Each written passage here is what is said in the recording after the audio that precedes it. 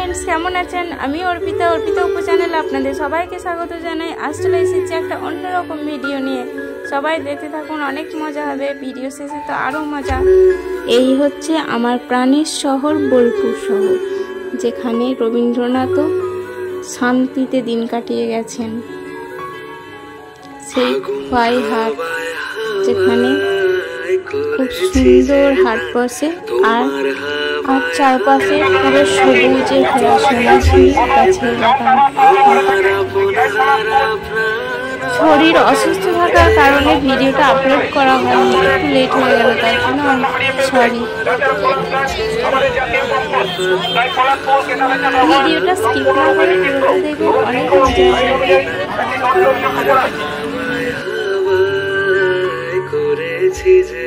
হাজার হাজার মানুষ অপেক্ষা করে থাকে সারা বছর ধরে এই বসন্ত উৎসবে। দেশ বিদেশ থেকে ছুটে আসে মানুষ এই রঙে মেতে উঠতে। বহু দূর দূরান্ত থেকে আসে। বছর শেষে একটা দিন হাজার রঙে নিজের মনকেও রাঙিয়ে নিতে হাজার হাজার মানুষের ভিড় জমে ওঠে এই প্রাণের শহর, শান্তির শহর বোলপুর।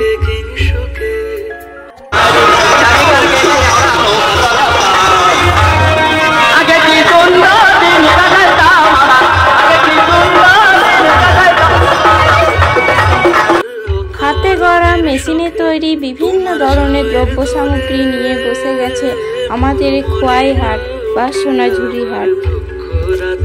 খুব সুন্দর সুন্দর নানা রকমের জিনিস কারিগরেরা তৈরি করে এখানে।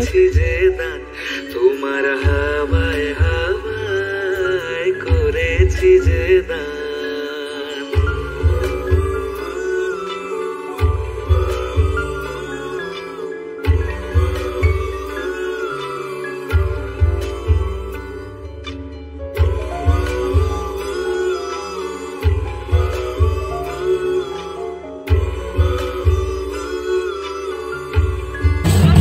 খোয়াই হাটে সবচেয়ে আকর্ষণ হচ্ছে এই দিদিগুলোর নাচ, আর এই দিদিগুলোর নাচ দেখতে দেখতে নিজেকেও একবার তাল মিলিয়ে নিতে ইচ্ছে হয় ওদের সাথে, আর সবাই একবার করে তাল মিলিয়ে নিচ্ছে। দেখুন,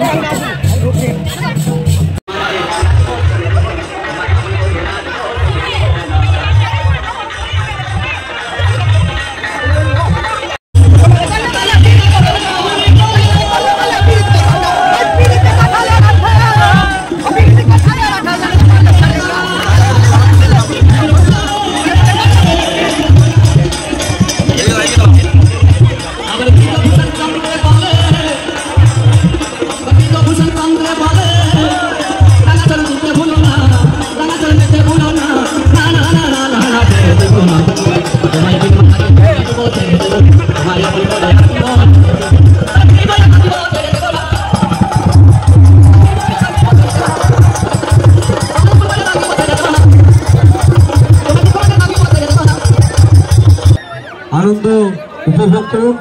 সকলকে আমি আবার আমার প্রণাম জানাই।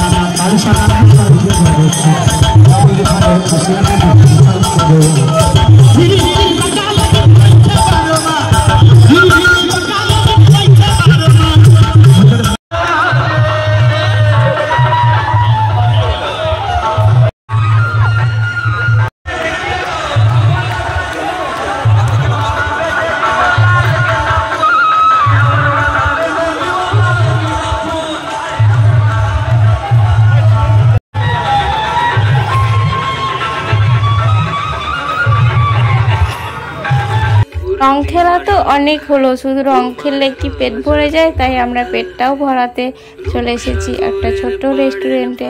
আর এখানে আমরা খেয়ে নিলাম ডাল পুরি আর আলুর দম, খুবই টেস্টি ছিল।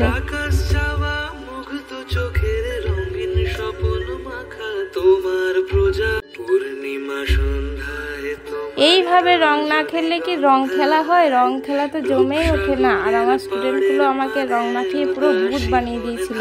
একজনকে দিতে বলা হচ্ছে, আর একজন তো আমাকেই রং মাখিয়ে। এইরকম তাড়াতাড়ি ছোটাছুটি করে রং না মাখালে রং খেলে শান্তি হয় না। আর আমরা ছোটবেলায় ঠিক এইরকমভাবেই রং খেলতাম। ওদের এইরকম রং খেলা দেখে আমার ছোটবেলার কথাগুলো মনে পড়ে গেল। আর ওদের সাথে তো রং খেলা আমি ভালোই জমে উঠেছিল। ভালো থাকবেন, সুস্থ থাকবেন। দেখা হচ্ছে পরের ভিডিওতে, আবার একটা নতুন ভিডিওতে। বাই।